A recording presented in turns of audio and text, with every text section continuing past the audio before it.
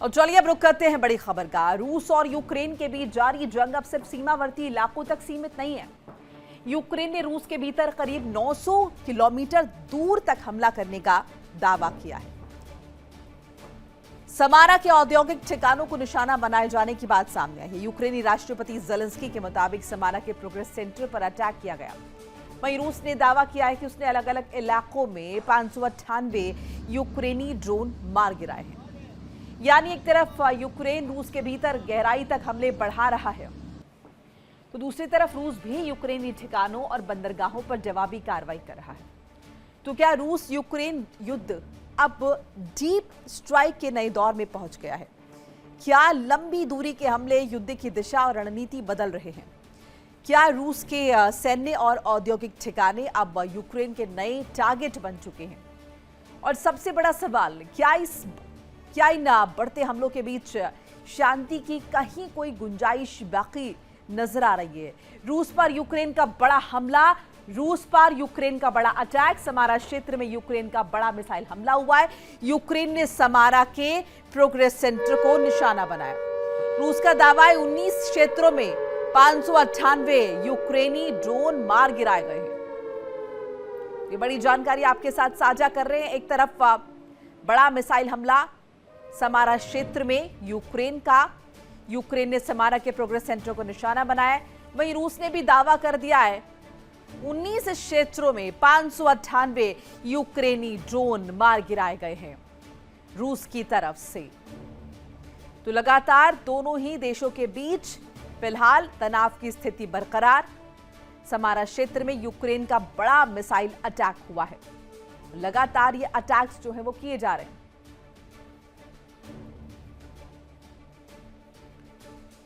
तो रूस पर यूक्रेन ने बहुत बड़ा हमला किया है, बड़ी जानकारी मिल रही है। मिसाइल अटैक लगातार किए जा रहे हैं। रॉकेट प्लांट में आग लगी है। बताया जा रहा है कि समारा में आरकेसी प्रोग्रेस रॉकेट प्लांट पर अटैक हुआ है। यूक्रेन ने फ्लेमिंगो क्रूज मिसाइलों से अटैक किया है।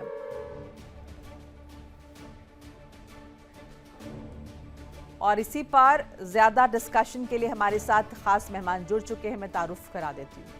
मनोज कुमार, भू राजनीतिक विशेषज्ञ, डॉक्टर जिताब सिंह, विदेश मामलों के जानकार, और कुछ देर में जुड़ रहे हैं group captain UK Devnath, retired रक्षा विशेषज्ञ भी। आप दोनों का बहुत बहुत स्वागत है। डॉक्टर सिंह, पहले आपका रुख कर लेते हैं। अभी जो स्थिति हम देख रहे हैं रूस और यूक्रेन के बीच, जिसमें रूस पर यूक्रेन ने ये जो अटैक किया है, जैसे ये कहा भी है रूस ने कि हमने इंटरसेप्ट किया है, कई ड्रोन्स जो हैं वो मार गिराए गए हैं यूक्रेन के। बहरहाल कुल मिलाकर आप स्थिति को किस तरीके से देख रहे हैं? क्या कहीं कोई गुंजाइश शांति की यहाँ पर नजर आती है, या फिर ऐसा लग रहा है कि तनाव पहले से कहीं ज्यादा जो है वो बढ़ चुका है? जी, गुड मॉर्निंग मोनिका जी। देखिए, तनाव निश्चित रूप से बढ़ चुका है, और जैसा आपने बिल्कुल सही बताया कि अब दोनों तरफ से, खास करके यूक्रेन की तरफ से, जो रसिया के अंदर 2000 किलोमीटर अंदर जाके मार करने की क्षमता जो उसने डेवलप कर ली है, और कई ऐसे रूस के सैन्य और औद्योगिक की ही नहीं, उसके ऊर्जा के ठिकानों पे भी बहुत ही सटीक हमले किए हैं यूक्रेन ने। इससे जो कहते हैं कि एक वॉर इकोनॉमी को फंड करने का जो सोर्स है, जो खास करके तेल और गैस के जो ठिकाने हैं रूस के अंदर और बहुत अंदर तक, उसको वो बर्बाद कर रहा है। सप्लाई चेन जो रूस का है उसको वो तोड़ने में सफल रहा है। उससे एक तरफ देखिए, जो भी तेल और गैस रूस बेच पाता था उस पे लगाम लगी है। दूसरी तरफ वो अब अपने ही सप्लाई, जो कह लीजिए उसके स्टोरेज ठिकाने पे, जिस तरह से यूक्रेन ने बहुत ही रणनीतिक तरीके से घातक हमले किए हैं, तो अब उसका सप्लाई चेन भी बिखर रहा है। तो इससे दिख रहा है कि यूक्रेन की क्षमता अब पहले से बेहतर हुई है। एक तरफ ड्रोन का उसने बहुत ही हाईली स्किल्ड कह लीजिए अटैक किए हैं, तो ड्रोन टेक्नोलॉजी और ड्रोन का अटैक उसका बढ़ा है। दूसरी तरफ मिसाइल की क्षमता भी उसने बढ़ाई है। अब इसमें ये आ रहा है कि बिना अमेरिका के सपोर्ट के तो ऐसा हो नहीं सकता। तो ऑब्वियसली अब रूस ने, लेटेस्ट जो डेवलपमेंट है, रूस ने, ऐसी खबरें आ रही हैं कि अमेरिका तुर्की के रास्ते, तुर्की में जो अमेरिका ने अपने हथियारों को, खास करके मिसाइल और ड्रोन को जो वहां भंडारण करके रखा हुआ है तुर्की में, वो वहां से यूक्रेन को, कीव को देने की बात है। तो रूस को इसकी भनक लगी है, और उसने अमेरिका और तुर्की दोनों से ये डिमांड किया है, एक्सप्लेनेशन मांगा है कि भाई आप अगर यूक्रेन को सपोर्ट कर रहे हैं तो फिर हम इस पे एक्शन लेंगे। तो इससे वॉर और बढ़ता ही दिख रहा है, क्योंकि एक तरफ तो रूस के अंदर सप्लाई चेन जो उसके खास करके ऊर्जा के जो स्रोत हैं, उसके जो सैन्य ठिकाने उस पे अटैक, और तीसरा उसके जो औद्योगिक ठिकाने हैं रूस के, उस पे अटैक करने से सप्लाई चेन टूटा है, भंडारण क्षमता उसकी घटी है। इसीलिए देखिए बीच में ऐसी भी खबरें आई कि भारत से उसने तेल लेने की गुहार लगाई थी। तो ये दिखाता है कि चाहे वो क्रीमिया हो, चाहे ये रूस के साइबेरिया तक का इलाका, वहां भी अटैक कर रहा है यूक्रेन, और उससे निश्चित रूप से रशिया की जो आर्थिक तबाही भी बढ़ी है और उसका जो वॉर फंडिंग है उस पर कहीं ना कहीं लगाम लग रहा है। लेकिन इससे यूक्रेन तो बच नहीं सकता। यूक्रेन का चूंकि एरिया ज्योग्राफिकली कंपैरेटिवली छोटा है, तो रूस आसानी से यूक्रेन के अलग अलग जगहों पे बहुत ज्यादा बमबारी उसने की है। इसमें मुझे नहीं दिख रहा है कि वॉर फिलहाल रुकता हुआ कहीं किसी भी तरह से दिख रहा है। जी, जी हमारे साथ देवनाथ जी भी जुड़ गए हैं। Devnath ji, good morning to you as well. अभी मैं डॉक्टर सिंह से यही पूछ रही थी कि रूस यूक्रेन के बीच जिस तरीके से एस्केलेशन बढ़ रहा है, लग रहा है कि कहीं कोई शांति की गुंजाइश है। आपका एनालिसिस क्या कहता है? एकाएक यूक्रेन इतना ज्यादा अग्रेसिव, यानी कि कहीं ना कहीं यूक्रेन भी इस मोड में आ चुका है कि अब उसे भी शांति नहीं चाहिए? हाँ, यूक्रेन जो है इस युद्ध को लगातार लड़ रहा है और आगे बढ़ा रहा है। किसकी शह पर? अमेरिका की शह पर। और अमेरिका को बहुत अच्छा एक स्ट्रेटेजिक अपॉर्चुनिटी मिल गया है कि इस युद्ध के तहत वो रूस को, जो कि पहले से ही 1992 जब सोवियत रशिया डिसइंटीग्रेट हो गया, यूएसएसआर खत्म हो गया, तो अब इस युद्ध के जरिए लगातार एक ब्लीडिंग प्रोसेस करके अमेरिका रशिया को और ज्यादा कमजोर करने का जो अपना तमन्ना थी उसको पूरा कर रहा है। रूस जो है इस वक्त यूक्रेन के युद्ध में इतनी बुरी तरह से घिरा हुआ है कि उसका ध्यान और किसी तरफ जा ही नहीं पा रहा। रूस ना ईरान की तरफ ध्यान दे पा रहा है, रूस ना उत्तर कोरिया की तरफ ध्यान दे पा रहा है। रूस अभी पश्चिम एशिया में भी मोरलेस अमेरिका को और इजराइल को पूरी छूट देने में विवश है। रूस अपना ध्यान सीरिया की तरफ नहीं दे पा रहा है। तो अमेरिका ना सिर्फ रूस को फौजी तौर पर कमजोर कर रहा है, वरन जो रूस का जो स्फीयर ऑफ इन्फ्लुएंस था उसको भी दुनिया से और खासतौर से पश्चिम एशिया से कम करने पर खत्म हो गया है। रशिया का सबसे बड़ी दिक्कत अभी ये आ रही है रशिया के ऊपर कि इतने लंबे युद्ध के दौरान उसकी जो एक्सपोर्ट क्षमता है वो बहुत कम हो गई है। कच्चे तेल और गैस का जो एक्सपोर्ट है उस पर लगातार अमेरिका अड़ंगे डाल रहा है। रूस बड़ी तादाद में कच्चा तेल और गैस यूरोप के देशों को एक्सपोर्ट करता था, उसको कमोबेश अमेरिका के दबाव में अब यूरोप के देश बंद कर चुके हैं। तो रशिया की इकोनॉमिक डिफिकल्टीज को और बढ़ाना ही अमेरिका का मकसद है। और यूक्रेन एक विलिंग यानी जानबूझ के तैयार सैक्रिफिशियल गोट यानी बलि का बकरा मिल गया है अमेरिका को। जी बिल्कुल मनोज जी, मैं यही सवाल जो है पूछना भी चाह रही थी कि इन सब के बीच अमेरिका की जो नीयत है हम सभी जानते हैं कि उसको लग रहा है कि कहीं ना कहीं सब इंगेज रहें और उसका जो फायदा है वो होता रहे। अब इन सब के बीच यूक्रेन की क्या स्थिति नजर आती है? रशिया को जाहिर है इंगेज किया हुआ है अमेरिका ने, और उसके पीछे एक रीजन मिडिल ईस्ट भी कहीं ना कहीं है। सो यूक्रेन, क्या लगता है, क्या यूक्रेन इस बात को समझ नहीं रहा कि उसे बलि का बकरा बनाया जा रहा है, या फिर वो भी खुद कहीं ना कहीं उस जुगत में है कि उसे रूस के सामने ये बताना है कि उसका वर्चस्व जो है वो ज्यादा है? सही बात है कि जिस तरह से जेलेंस्की का जो एक अप्रोच रहा है वो प्रो वेस्टर्न रहा है और प्रो अमेरिकन रहा है, और उसी के कारण जो है एक कॉन्सेंसस नॉर्मली वहाँ पे बना के रखा है कि एंटी रशिया जो रखा है वो लगता है कि समहाउ सक्सेसफुल रहा है। और हालांकि वो उन्होंने डिफेंस मिनिस्टर को भी हटाया था उसको लेकर के, वो यूक्रेन में जो आक्रोश था कि आपने स्ट्रेटजिक वे में बहुत अच्छा वो काम कर रहे थे लेकिन एकाएक आपने क्यों हटा के दिया। लेकिन उसको वैसा लग रहा है कि एक लीडरशिप को लेकर के उनको कुछ डर हुआ होगा, इसलिए वो इस तरह के एक्शंस किया था। और जहाँ तक हाईली डिपेंडेंट है वो यूरोपियन नेशन पे, यूरोपियन नेशन किसी न किसी रूप में रशिया को इंगेज रखना चाहता है, ताकि जो है उनका एक बॉर्डर एरिया पड़ जाता है। कुछ रशियन, कुछ जर्मन लोगों से भी बात हुई थी, तो वो उनका जर्मनी और रशिया में ऑलरेडी वो एक एडवर्स रिलेशनशिप रहा है और कभी वो रशिया को पनपने नहीं देना चाहता है। तो एक यूरोपियन नेशन का जो स्टैंड रहा है, और हालांकि इस बार जो सेकेंड टर्म में जो डोनाल्ड ट्रंप आए थे, उनका सबसे प्राथमिकता यही था कि अब युद्ध को कहीं भी होगा वहाँ खत्म करेंगे। लेकिन ट्रंप का हालांकि एफर्ट्स भी 2-3 बार हम लोगों ने देखा कि उन्होंने किसी न किसी रूप से रशिया को इंगेज करना चाह रहे थे कि टॉक में, कि किसी न किसी रूप से जो है वार्ता हो। लेकिन ऐसा लग रहा है कि ट्रंप जिस तरह से ईरान में फंसा हुआ है, और अभी सिर्फ ईरान में किसी न किसी रूप से एडवांटेज चाहता है, इसलिए शायद तर वो ध्यान नहीं दे पा रहा है। हालांकि वार्ता जितना पहले अमेरिकन राष्ट्रपति से ज़ेलेंस्की का होता था, हम लोग उतना पब्लिक वे में अब नहीं देखते हैं। ट्रंप भी उतना को इस जी। तरह का सपोर्ट नहीं करता है। लेकिन यूरोपियन नेशन अभी भी जो है, किसी नाटो नेशन जो है अभी भी जो है यूक्रेन को सपोर्ट कर रहा है। इसलिए हम लोग इस तरह का कंटिन्यूटी में जो वार देख रहे हैं अगेंस्ट रशिया, वो कंटिन्यू रहेगा।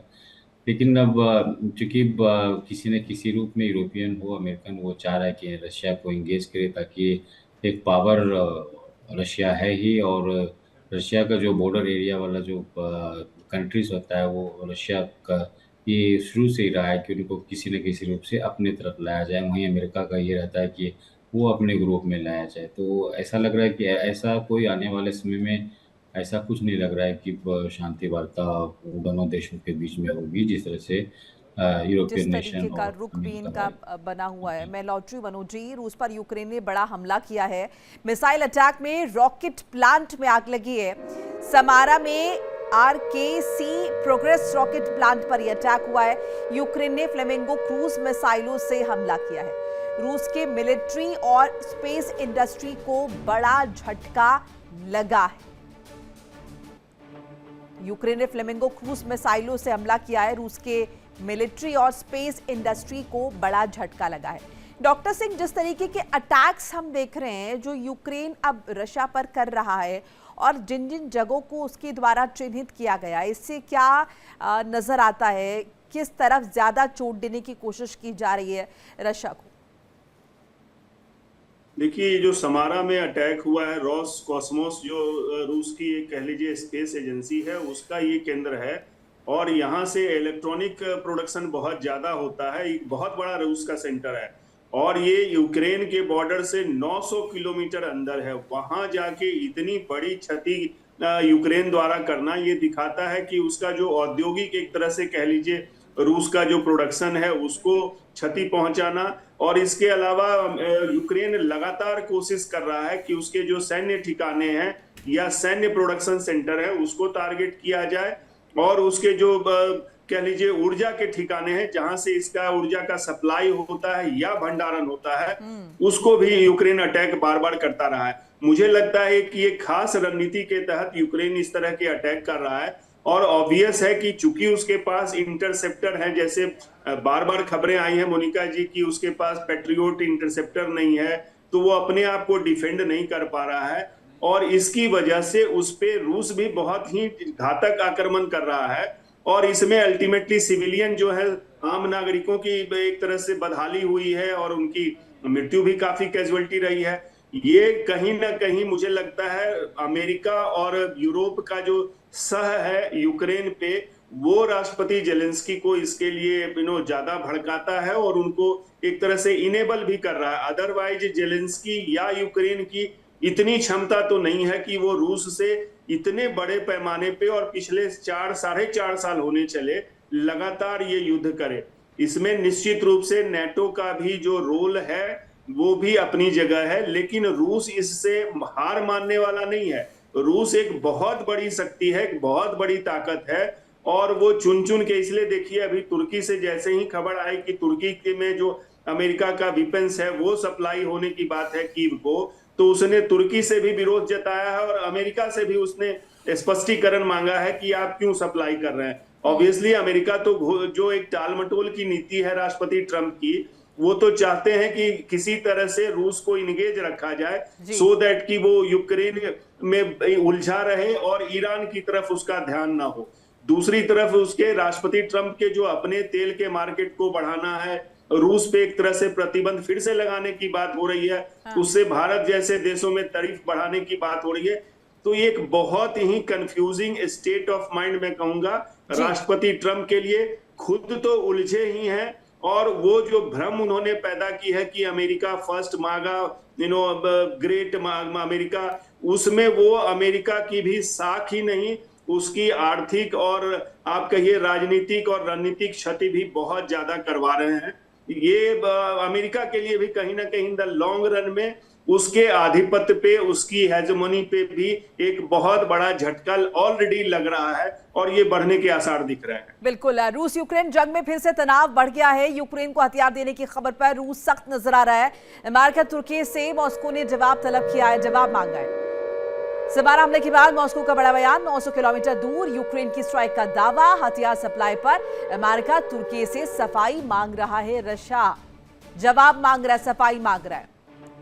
इस बीच एक और खबर बता दें, ज़ापोरिज़िए में रूसी तोपों की गरज, रूसी सेना की भारी गोलीबारी, यूक्रेनी ठिकानों पर ताबड़तोड़ वार किए जा रहे हैं। तो लगातार ये अटैक्स जो है वो बढ़ते हुए नजर आ रहे हैं। यूके देवनाथ जी, अब ये जो रिसेंट में ये जो अटैक्स हुए हैं, इसके बारे में जरा इंफॉर्मेशन, ये किस तरीके से हम देख रहे हैं, क्योंकि यूक्रेन की तरफ से अटैक्स हो रहे हैं और जाहिर है रशिया भी अपने तरफ से पुरजोर तरीके से हमले कर रहा है। जी हाँ, ज़पोरिज़िया में जो अभी लड़ाई हो रही है वो हो रही है, ज़पोरिज़िया का करीबन 90% हिस्सा जो है वो रशियन ग्राउंड ट्रूप्स ने अपने कब्जे में कर लिया है। अब रशिया का एम ये है कि पूरा का पूरा ज़पोरिज़िया जो है 100% उसके कंट्रोल में आना चाहिए। जो बाकी दोनबास का एरिया है, दोनेत्स्क, लुहांस्क, उन सब जगह पर भी अब रशिया की फौज जो है आस्ते आस्ते हर रोज पूरब से पश्चिम की तरफ जाने की कोशिश कर रही है। रशिया की दिक्कत ये आ रही है कि उसके पास ग्राउंड ट्रूप्स की कमी हो रही है। रशिया की आर्मी में जो यूथ है वो आमतौर पे वॉलंटियर्स आते थे, अब वो ज्वाइन नहीं कर रहे हैं। रूस की फौज में जो फ्रंटल असॉल्ट करने पड़ते हैं कि एक साथ इन्फेंट्री के 500 या 800 जवान खड़े हो गए और दुश्मन के पोस्ट पर या पिल बॉक्स या बंकर पर हमला कर दिया, फ्रंटल असॉल्ट जिसे कहते हैं, उसके लिए रशियन आर्मी के पास जवान नहीं मिल रहे। तो दुनिया भर से वो वॉलंटियर्स को कभी कभी तो बहला के फुसला कर भारत से भी युवाओं को वो ले गए हैं और रूस की आर्मी में यूक्रेन के खिलाफ युद्ध में झूम। खबरें तो ऐसी आ रही हैं कि अपनी इस शॉर्टेज को पूरा करने के लिए अब वो नॉर्थ कोरिया शायद 30,000 और कुछ सूत्र कह रहे हैं कि 50,000 इन्फेंट्री ट्रुप्स को इनवाइट कर रहे हैं ताकि ये नॉर्थ कोरियन ट्रुप्स आकर रूस के जमीन से यूक्रेन की तरफ हमला करें। हम ज़पोरिज़िया की बात कर रहे थे। देखिए, ज़पोरिज़िया में सबसे बड़ा न्यूक्लियर पावर प्लांट भी है। फिलहाल उस न्यूक्लियर पावर प्लांट को कंट्रोल तो रशिया कर रहा है, लेकिन यूक्रेन जो है महज कुछ किलोमीटर की दूरी पर ही है और रशिया को हमेशा ये भय रहता है कि ज़पोरिज़िया न्यूक्लियर पावर प्लांट को यूक्रेन कभी भी क्षति पहुंचा सकता है। इसीलिए जो रशियन ट्रुप्स हैं वो पश्चिम की तरफ अपने मूवमेंट को जारी रखें। देखिए, यूक्रेन ने पिछले कुछ सालों में अपने यहाँ पर जो यूएवीज हैं उसकी इंडस्ट्रीज को काफी बढ़ावा दिया है। यहाँ पे जैसे आपने जिक्र किया न्यूक्लियर पावर प्लांट है और अगर यूक्रेन इस पर अटैक करता है तो इम्पैक्ट तो यूक्रेन पर भी पड़ेगा, ऐसा तो है नहीं कि वो बच जाएगा इससे। हाँ मोनिका जी, आजकल एक नया कॉन्सेप्ट है। इसमें क्या होता है कि न्यूक्लियर पावर प्लांट पे जब आप हमला करते हैं तो वो हमला न्यूक्लियर पावर प्लांट के मेन डोम पर नहीं किया जाता जिसके अंदर यूरेनियम चल रहा है, यूरेनियम का कोर है। जो न्यूक्लियर पावर प्लांट है उसके आसपास काफी सारी बिल्डिंग्स होती हैं, जैसे कि जहाँ पे हैवी वाटर को ट्रीटमेंट किया जा रहा है, जहां पर कूलिंग टावर्स लगे हुए हैं, जहां पर जो बिजली बनाई जा रही है उसका step up step down transformer लगा हुआ है, एडमिनिस्ट्रेटिव बिल्डिंग्स हैं, लेबोरेटरीज हैं, या जो साइंटिफिक और टेक्निकल स्टाफ है उनके रेजिडेंशियल एरिया है। तो आजकल जब न्यूक्लियर पावर प्लांट पर हमले करने की योजना की जाती है तो ये आसपास 3, 4, 5, 10 किलोमीटर के अंदर जो एडमिनिस्ट्रेटिव फैसिलिटीज हैं उन पर हमला किया जाता है।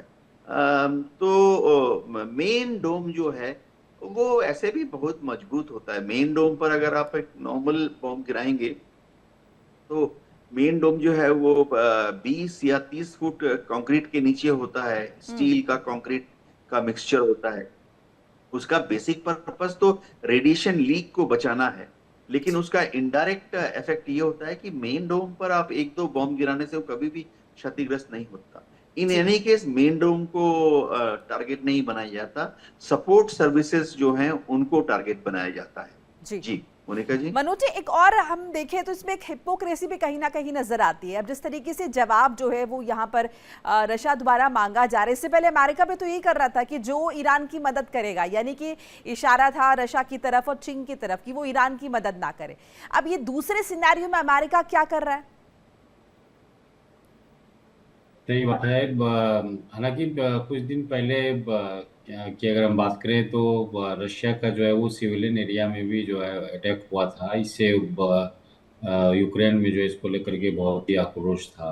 हम वीडियो भी हम लोगों ने देखा किस तरह से रशिया का जो ड्रोन है वो सिविलियन एरिया में आया था। तो ऐसा लग रहा है कि इसको लेकर के जो है ये एक जवाब देने की बात है। स्वाभाविक है कि डोनाल्ड ट्रंप जिस तरह से फंसता दिख रहा है और खुलेआम में ये बात आ रही है कि जितने भी इंफॉर्मेशन, सीक्रेट इंफॉर्मेशन दिया जाता है, कहाँ पे जो है अमेरिकन शिप है या वो बड़े बड़े इक्विपमेंट्स है वहाँ पे, चाहे अमेरिकन बेस हो जो मिडिल ईस्ट कंट्रीज में है, तो वहाँ पे जो है रशिया जो है वो ईरान को प्रोवाइड करता है। और चाइना भी हम लोग देख ही रहे हैं, चाइना भी किसी न किसी रूप में जो है सपोर्ट कर ही रहा है। तो स्वाभाविक है कि अमेरिकन का, या अगर हम लोग हार अगर बोलें या कुछ एडवांसमेंट अगर ईरान में नहीं हो रहा है, तो स्वाभाविक है कि इसमें रशिया और चाइना का बहुत बड़ा रोल है। और हम लोग देख रहे हैं कि नॉर्थ कोरिया भी जो है वो किसी न किसी रूप में ईरान से टच में है, और रशिया से भी जो है वो टच में है कि कोई डिफेंस रिलेटेड अगर इक्विपमेंट्स अगर ज़रूरत हो तो वो सप्लाई करेगा। तो फंसता हुआ स्वाभाविक है कि जब अमेरिका यहाँ फंस रहा है, कोई एडवांसमेंट नहीं दिख रहा है, तो स्वाभाविक है कि जो युद्ध उनको दिख रहा है कि यूक्रेन को किसी न किसी रूप से सपोर्ट करके और उसको डैमेज किया जाए, इकोनॉमिक वे में भी और डिफेंस वे में भी।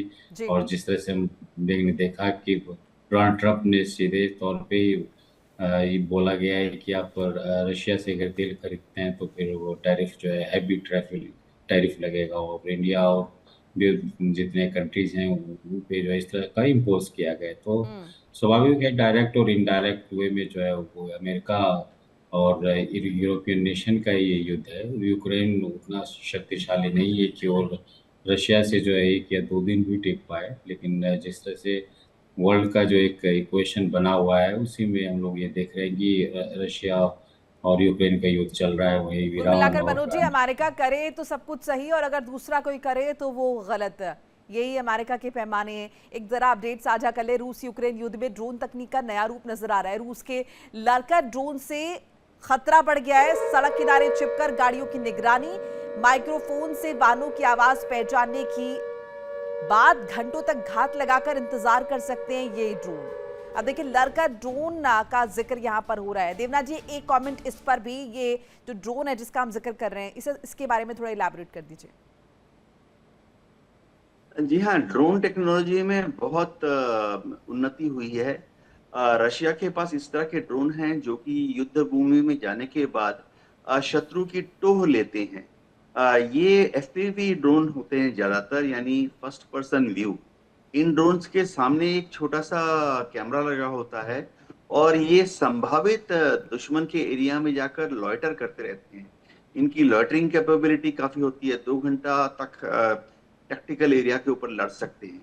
और जब वो सामने जो वीडियो कैमरा लगा हुआ है उससे जो पीछे कमांड सेंटर है जो कि 100, 200, 400 किलोमीटर पीछे हो सकता है, जब कमांड सेंटर्स को वो विजुअल्स दिखाई देते हैं, तो जब भी उनको कोई टारगेट नजर आ जाता है, समझिए एनिमी गन पोजीशन है, टैंक कंसंट्रेशन है, एनिमी के बख्तरबंद गाड़ियां हैं, या कोई मिलिट्री कॉन्वॉय जा रहा है, तो कमांडर जो है इस ड्रोन को वो कैमरा की मदद से डायरेक्टली उस टारगेट के ऊपर एंगेज करके टारगेट को नेस्तनाबूद कर सकता है। ये कामिकाज़ी ड्रोन होते हैं, जब टारगेट के ऊपर गिरते हैं तो वॉरहेड एक्सप्लोड होता है, टारगेट भी ध्वस्त होता है, ड्रोन भी ध्वस्त हो जाता है। जी डॉक्टर सिंह, अभी जिस तरीके से हम देख रहे हैं कि जाहिर मॉस्को ने भी नजरें टेढ़ी की हैं और जवाब तलब किया है कि कहीं ना कहीं अमेरिका की वजह से यूक्रेन यहाँ पर ज्यादा अग्रेसिव हो रहा है और स्थिति जो है वो खराब हो रही है, जबकि जाहिर है ये कोशिश भी की जा रही है कि ये मैटर भी सॉर्ट हो, लंबा वक्त बीत चुका है। अब इस पर मुमकिन है कि जवाब आएगा अमेरिका की तरफ से, तुर्की की तरफ से कोई एक्सप्लेनेशन आएगा, या फिर इसको ऐसे ही छोड़ दिया जाएगा? देखिए, अमेरिका पे बहुत ज्यादा एक्सपेक्ट नहीं कर सकते। ये उनपे भरोसा पूरी दुनिया का घटा है और खास करके उनके पार्टनर्स का। इसीलिए देखिए मोनिका जी, एक नई इनिशिएटिव ले गई है। E3 ग्रुप एक तरह से कह लीजिए बन गया है। यूरोप का 3 देश जो बड़े देश हैं, जर्मनी, फ्रांस और ब्रिटेन, इन तीनों ने अब समझ लिया कि अमेरिका पे रिलाई करना बड़ा मुश्किल है, क्योंकि वो बहुत ही अनप्रेडिक्टेबल है। एक तरफ बातचीत की वकालत करता है, दूसरी तरफ वो लड़ाई के लिए भी बढ़ रहा है, और इससे यूरोप के अंदर इनसिक्योरिटी की भावना पूरी तरह से फैल गई है, दिख रही है। इसीलिए ये E3 ग्रुप जो है वो अब चाह रहा है कि अमेरिका की इस तरह की जो एक ढुलमुल नीति है उससे आगे बढ़ के अब ये खुद निगोशिएट करें रूस से। तो ये एक जो पहल ली गई है, मुझे लगता है E3 ग्रुप द्वारा, वो एक बेहतर पहल मैं बताऊंगा। अमेरिका जिस तरह से उलझा है ईरान में, इजराइल में, और यूक्रेन वॉर को वो जिस तरह से एड्रेस नहीं कर पा रहा है, तो अब इनकी ये E3 ग्रुप की मंशा है कि ये खुद निगोशिएट करें, बॉर्डर को सिक्योर करें, सीज फायर करें यूक्रेन और रूस के बीच में। और कहीं ना कहीं चूंकि सबसे ज्यादा खतरा यूरोप पे ही है इस युद्ध से, और उस पे आर्थिक रूप से भी यूरोप को बहुत डैमेज हुआ है, मुझे लगता है कि इन 3 देशों की पहल कहीं ना कहीं कुछ रंग ला सकती है। अगर ये सीज फायर के लिए रूस के साथ कुछ ऐसी गारंटी दें कि हम उधर यूरोप से भी वॉर ना हो और उस तरह से रूस को भी प्रोटेक्शन मिले, तो मुझे लगता है बात बन सकती है। और अमेरिका को दरकिनार करके, देखिए ये बहुत बड़ी एक इनिशिएटिव मैं मानूंगा मोनिका जी, और ये जरूरी भी है क्योंकि जिस तरीके का रवैया अमेरिका का है, जो चौधाहट उसने हर जगह दिखाई हुई है, उस पर अब लगाम लगनी भी जरूरी है। ईरान का बड़ा दावा, कतर की हिरासत में 3 पायलट। SU-24 क्रैश के बाद जिंदा पकड़े जाने का दावा, 6 महीने से हिरासत में होने का ईरान का आरोप, परिवारों से संपर्क की अनुमति की मांग की जा रही है। रेड क्रॉस से हस्तक्षेप की ईरान की अपील, कतर ने दावे को खारिज कर दिया है। दोहा का पायलट, एक पायलट के अवशेष मिले हैं, 6 महीने से हिरासत में है, ये आरोप जो है वो ईरान द्वारा लगाया गया। बड़ा दावा किया गया, कतर की हिरासत में 3 पायलट हैं। SU-24 क्रैश के बाद जिंदा पकड़े जाने का दावा किया जा रहा है और 6 महीने से हिरासत में भी रखा गया पायलट को। परिवारों से संपर्क की अनुमति की मांग की जा रही है। रेड क्रॉस से हस्तक्षेप की ईरान की अपील, हालांकि कतर ने दावे को खारिज कर दिया है। दोहा का दावा, एक पायलट के अवशेष मिले हैं। एक और दावा इस बीच निकलकर सामने आ रहा है। ईरान का बड़ा दावा आपको बता रहे हैं, जिसमें ईरान ने रेड क्रॉस से हस्तक्षेप की अपील की है। कतर की हिरासत में है 3 पायलट, ये कहा जा रहा है कि दोहा ने दावा किया है कि एक पायलट के अवशेष मिले। हिजबुल्लाह की इजरायल को खुली धमकी, इजरायली हमलों का उचित जवाब देंगे, माकूल जवाब देंगे। दक्षिणी लेबनान में हमलों के बाद तनाव और ज्यादा बढ़ गया है। हिजबुल्लाह ने सीधी बातचीत को बताया अपमानजनक रास्ता। लेबनान इजरायल बातचीत के बीच हिजबुल्लाह का कड़ा रुख सामने आया। 11 लोगों की मौत के बाद हिजबुल्लाह ने दी जवाबी कार्रवाई की चेतावनी। तो लगातार दक्षिणी जो इलाका है लेबनान का, वहां पर अटैक्स इजरायल द्वारा किए जा रहे हैं, जिसे लेकर हिजबुल्लाह ने सीधी चेतावनी भी दी है और इस बातचीत को, जो कि लेबनान और इजरायल के बीच चल रही है, इसे अपमानजनक बताया। होर्मुज में शिपिंग पर खतरा बढ़ गया है। होर्मुज में जहाजों पर हमले से तनाव और ज्यादा बढ़ गया है। यूएई का ईरान पर गंभीर आरोप लगाए, तेल और कार्गो जहाजों को निशाना बनाया गया है। 2 यूएई तेल टैंकर्स पर ड्रोन अटैक किया गया है। ये आरोप यूएई ने ईरान पर लगाया है। चूंकि लगातार देखिए होर्मुज को लेकर ईरान का ये दावा है कि ईरान के बताए रास्ते से अगर ये जहाज नहीं गुजरते हैं तो इनकी सिक्योरिटी को इंश्योर नहीं किया जा सकता। दूसरी तरफ अमेरिका लगातार तमाम जहाजों से ऑल्टरनेटिव रूट लेने के लिए कह रहा है। बहुत बहुत शुक्रिया वक्त मेरे पास फिलहाल इतना। आप तीनों का हमारे साथ जुड़ने के लिए, अपनी कीमती राय साझा करने के लिए। छोटा सा ब्रेक लेना होगा। खबरें लगातार जारी हैं, फौरन हाजिर हो रहे हैं। देखिए इंडिया डेली 24/7 अब आपकी स्मार्ट टीवी पर। इंडिया डेली मौजूद है सभी डिजिटल प्लेटफॉर्म पर लाइव और लगातार। इंडिया डेली 24/7 हर दिन राष्ट्र को समर्पित।